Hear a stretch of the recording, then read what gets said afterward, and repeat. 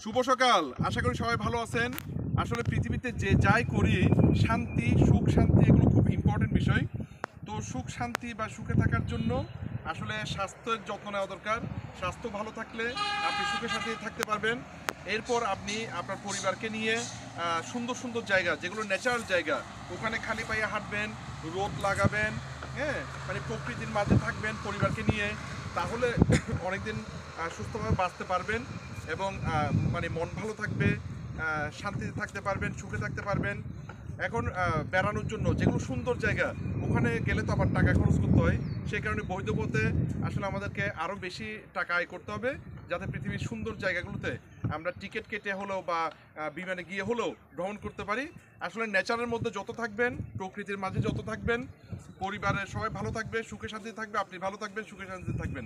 সুতরাং আসবেন, চট্টগ্রামে অনেক সুন্দর সুন্দর জায়গা আছে, ন্যাচারাল জায়গা, বাংলাদেশে আছে, বাংলাদেশের বাইরে আছে, সবগুলো জায়গায় ঘুরবেন, বেড়াবেন, ভালো থাকবেন। ধন্যবাদ।